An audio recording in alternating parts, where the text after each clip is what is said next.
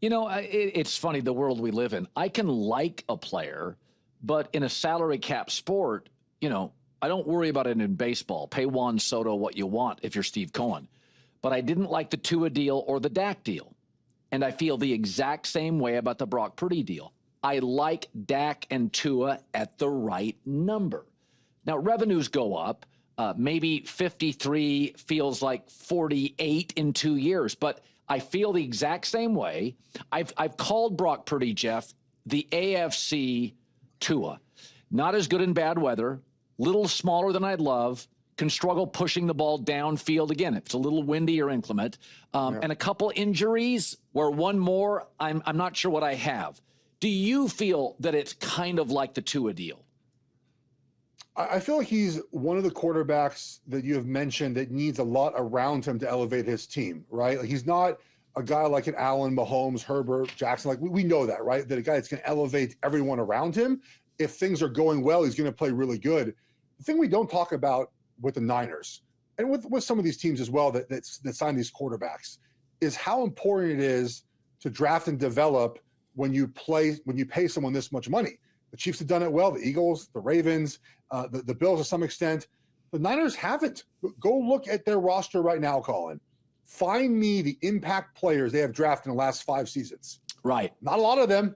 Nope. And that's what's going to hold them back is they have not drafted and developed. And look, they lost multiple first-round picks on the Trey Lance deal. So they have a first-round pick for a couple years. Hard to draft impact players in the 3rd, 4th, and 5th round, like successfully year after year.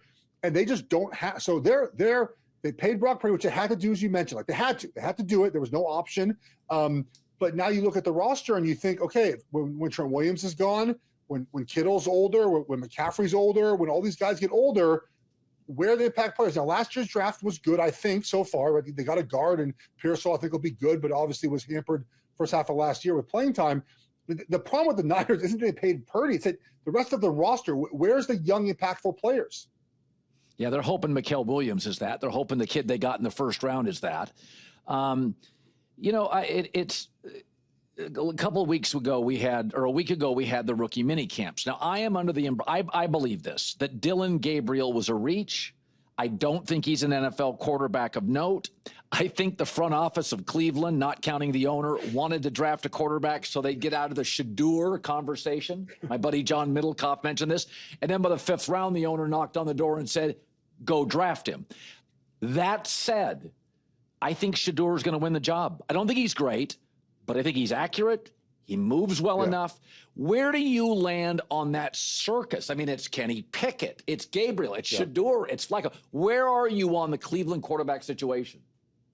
I feel like there's sort of 2 separate job applications, jobs happening, right? There's like the Flacco, Kenny Pickett, who's going to start. Like that's one competition, right? And the loser of that most likely is released, okay? And then there's sort of like the Gabriel Sanders, who's the primary backup. I don't think that at Gabriel Sanders camp, unless they are so good early in training camp, are going to overtake sort of the Pickett Flacco, who's going to start competition, right? Because look, those guys have experience. And I mentioned this when the draft happened. There's 4 quarterbacks that need reps. You have single practices now. You don't have 2-a-days.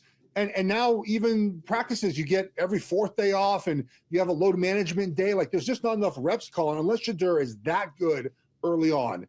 He's that much better than Flacco, which he probably won't be in practice, right? Flacco's done this a long time now. So you basically would have to give him the job saying, hey, man, we just see so much in practice. There's not a lot to see in games yet. We'll give him jobs. I think early on, it's probably Flacco, Pickett, whoever wins that job. And then the primary backup will just be the winner of the Sanders Gabriel. I think, look, Gabriel, I'm with you. I think he's a career backup, but he's going to look good in practice. Like you're going to have to basically lose that job in the preseason, and I think he will. I think Sanders will play better than him. So I think that right now, I think Flacco starts probably the year as a quarterback. At some point, though, Sanders overtakes him and gets you. Because Flacco gives you only so much, right? There's not a lot of upside in that. It just sort of gets you through the first couple of weeks, maybe feel good about your offense, get some wins here and there, don't make a ton of mistakes. Eventually, that's going to run out. We saw it in Indy last year. They tried to bench Richardson for Flacco. Lasted like 2 weeks. So I think Sanders will eventually play, but probably not start the season number 1. I was talking about this. There's been these questions about. I'll circle back to Caleb Williams, that there was a little bit of ego. And I said, well, he was the first NIL superstar, so I've defended him. And there was questions about Shedeur not wanting to, like his dad kind of leading the charge on. So the last couple of years, we've had Caleb, a little pushback on the emotion, NIL. Shedeur Sanders drops in the draft. Dad's talking. Next year, we have Arch Manning. And again, the Manning family is American royalty. Yeah. Now, I think it's interesting how they've handled it. They have never transferred. They've been, he's making $6 million at NIL. Yeah. So I think the Mannings have, because of Dad, Eli, Peyton, like they get the game, they get the quarterback position, right? Like just be a good sport, be a backup to Quinn Ewers. Yeah. But you're a college football diehard, and I think I'm beyond a casual in college football. What do you make a year out? A year ago today, Quinn Ewers was a first-round quarterback. Is Arch Manning, is the Manning name a bigger part of this than the talent? What do you see with him? Yeah. Well, he hasn't played a ton of football yet. I mean, when he's played the football, there's obviously signs that he can mature into something that's special.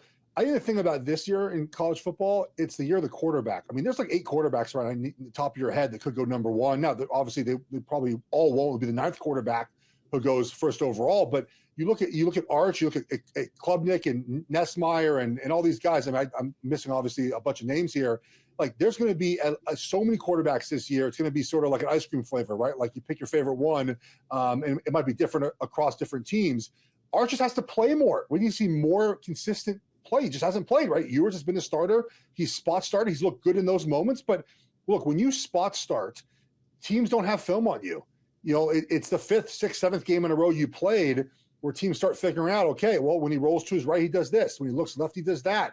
Here's the offense that they've designed for him. What if we take that away? What's next? So in the glimpses we've seen, he looks like a very complete quarterback. Just need to see a full season. He'll get a full year this year. A lot of people predict Texas back in maybe a championship game, winning the SEC. Like he'll have his moments this year, Colin. They have a hard schedule. Like they play at Ohio State, and then they have Georgia as well. They might have Bama as well. Like they're going to have an opportunity, or he will have an opportunity to play the better teams in the country to show us whether or not he's good enough. Now, the last thing I'll say here, the NFL draft, I think, has gone away from what do you show me on Saturdays, and it's more what can you be on Sundays.